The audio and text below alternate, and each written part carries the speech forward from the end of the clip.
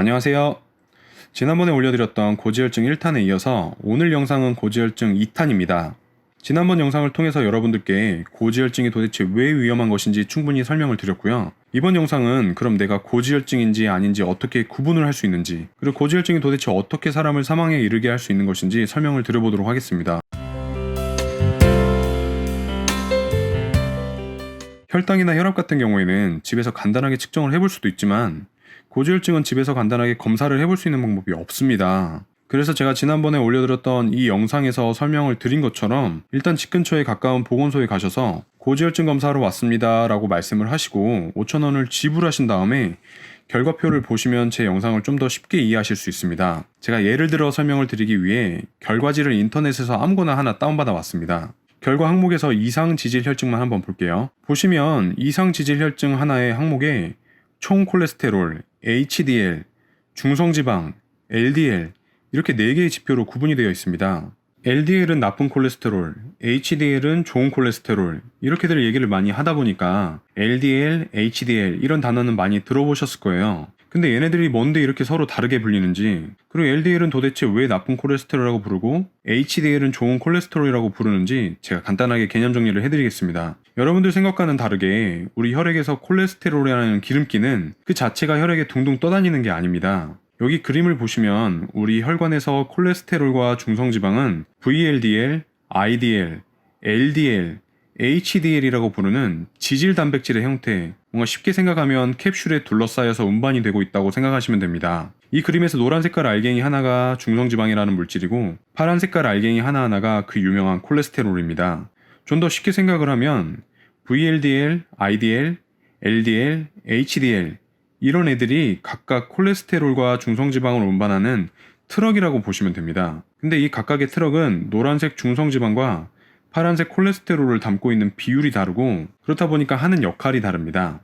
이 중에서 LDL이라는 트럭과 HDL이라는 트럭이 고지혈증에서 정말 중요한 애들인데, LDL은 간에서 만들어진 파란색 알갱이의 콜레스테롤을 필요한 세포로 운반해주는 트럭이고, HDL은 세포에서 남은 콜레스테롤을 다시 간으로 되돌려보내는 트럭입니다. 그런데 LDL은 왜 나쁜 놈이고 HDL은 좋은 놈인지에 대해서는 잠시 후에 설명을 드리겠고요. 다시 아까 검사 결과지로 돌아오면 여기 총 콜레스테롤이라는 항목은 여기 그림에서 파란색 알갱이의 총합을 의미하는 것이고요. 중성지방은 노란색 알갱이의 총합, HDL과 LDL은 콜레스테롤을 운반하는 이 두 가지 트럭의 양을 의미합니다. 그렇다면 이 중성지방하고 HDL, LDL 수치가 의미하는 바가 무엇인지 객관적인 데이터로 확인을 해보겠습니다.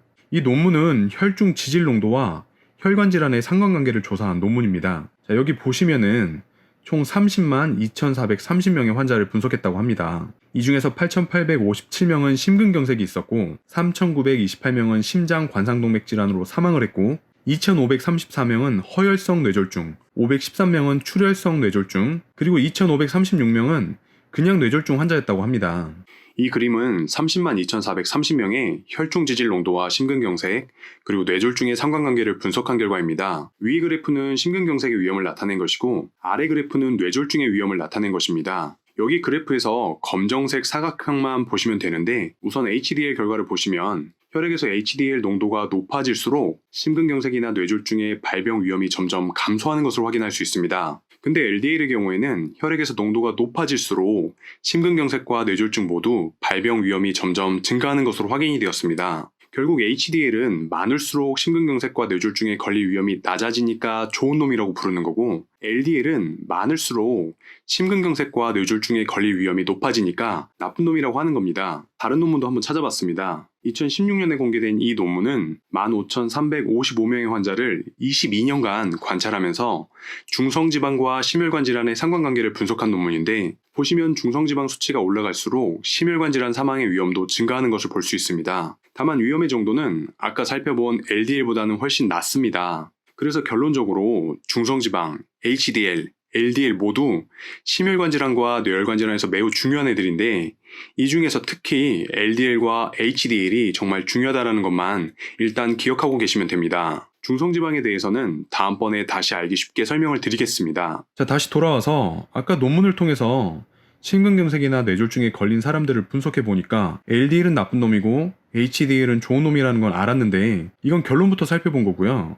그렇다면 왜 LDL은 나쁜 놈이 되었고 HDL은 좋은 놈이 될 수 있었는지 그 이유를 알아보겠습니다. 오늘 마지막으로 간단하게 설명을 드릴게요. 아까 말씀을 드렸지만 HDL은 세포에서 사용하고 남은 콜레스테롤을 다시 간으로 배송해서 혈액에서 콜레스테롤을 제거하는 역할을 하는 트럭이고, LDL은 간에서 만들어진 콜레스테롤을 세포에 배송하는 트럭입니다. 근데 우리 인류가 오랜 시간 동안 에너지 과잉 상태로 지내다 보니까 HDL이 LDL 늘어나는 속도를 따라가지 못하게 된 거예요. 결국에는 우리 혈액에는 콜레스테롤을 가득 실은 LDL 트럭이 너무 많아졌고, 얘네들이 혈관벽에 자꾸 때려박는 교통사고를 일으키는 거죠. 이런 식으로 너무 많아진 LDL 때문에 혈관벽에 콜레스테롤이 축적되기 시작하는데, 이렇게 혈관벽에 축적된 콜레스테롤이 산화되고 염증 반응이 일어나면서 이 혈관벽이 두꺼워지고 혈관 탄력성이 점점 줄어들어 생기는 게 바로 동맥경화입니다. 혹시라도 아직까지 고지혈증 검사를 안 받아보신 분들께서는 주변에 보건소 가시면 5,000원에 검사 받으실 수 있으니까